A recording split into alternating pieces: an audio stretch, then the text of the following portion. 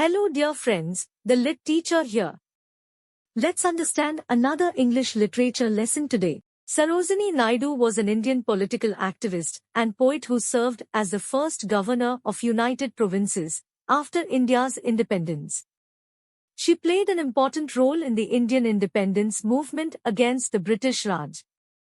She was the first woman to be president of the Indian National Congress and to be appointed as governor of a state.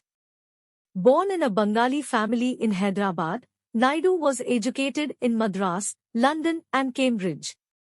Following her time in Britain, where she worked as a suffragist, she was drawn to the Congress Party's struggle for India's independence. She became a part of the national movement and became a follower of Mahatma Gandhi and his idea of Swaraj or self-rule.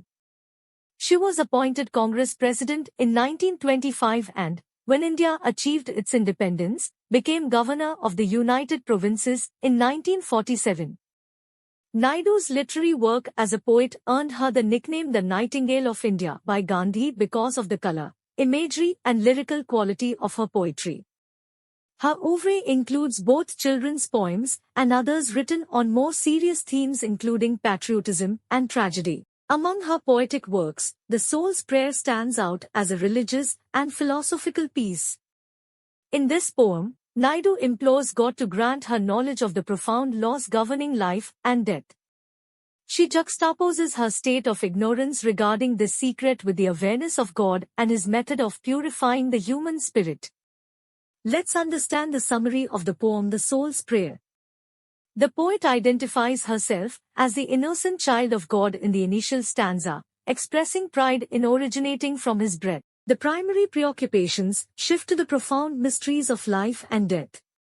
She holds the belief that if God were to disclose the rules and mysteries of life and death, she could equip herself for the challenging emotions accompanying existence, encompassing both joys and sorrows.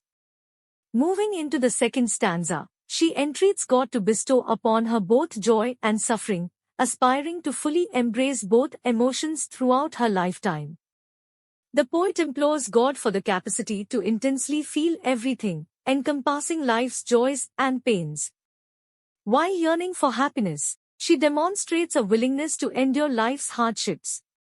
In the third stanza, she implores God not to withhold any joys or sorrows. A desire for the joys of love and living, which enhance our lives, is juxtaposed with a longing to uncover the enigmatic secrets of the afterlife. Her contentment arises from the realization that the soul may not need to return to address the wanderer's dilemmas. The mystical nature of the knowledge of the grave lies in its invisibility to the naked eye. In the fourth stanza, God, in a hushed and solemn voice, acknowledges the child's prayers. He assures the poet that her requests will be considered, and her soul will be endowed with the knowledge of rapture and despair at their zeniths. Despite these intricate emotions, the poet will maintain discipline. Proceeding to the fifth stanza, God conveys that the poetess will undergo profound and intense moments of happiness and recognition in her life. Love will exert a passionate and consuming influence on her. The phrase "and pain shall cleanse thee like a flame" suggests that pain and suffering poses a purifying impact. Analogous to a flame eliminating impurities, the endured pain will purify her desires, liberating her from negative or superficial aspects. To purge the dross from thy desire signifies that pain acts as a catalyst, eliminating impurities or superficialities from one's desires.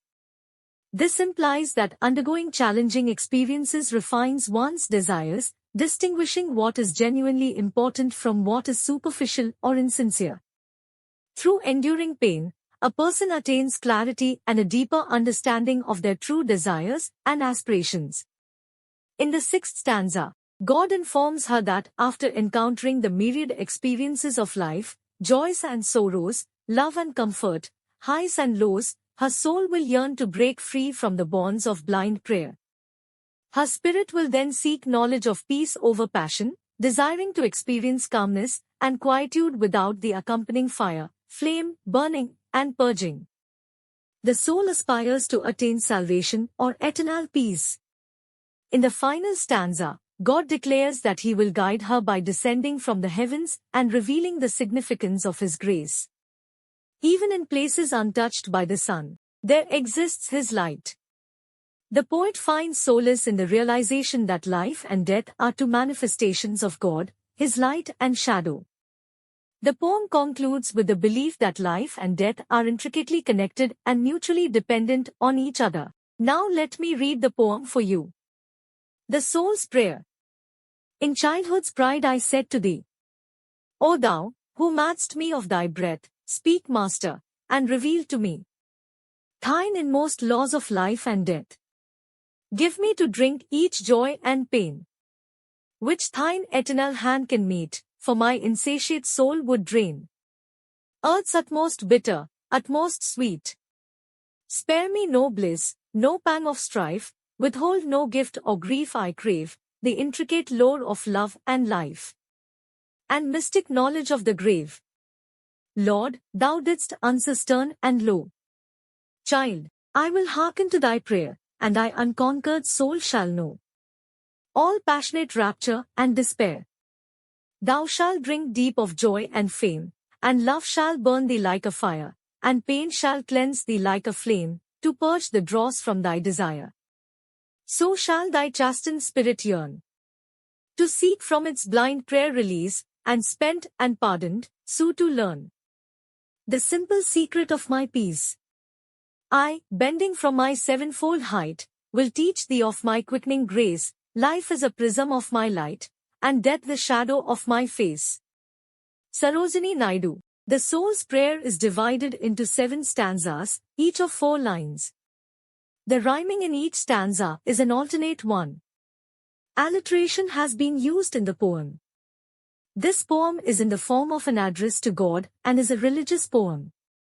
The poem is in the form of a prayer where the poetess, as an inquisitive child, wants to know the secrets of life and death, and that too from the divine. What a beautiful prayer! Sarojini Naidu understands that both good and bad things in life are necessary for a satisfactory completion of one's soul's agenda. Sarojini writes this poem with the voice of a child, making the poem very heartwarming. Her words resonate well and leaves an everlasting impact on the hearts of the readers. So, that was it for today's lesson. I hope you found the video useful. Please comment your thoughts. I would love to know them. Thank you.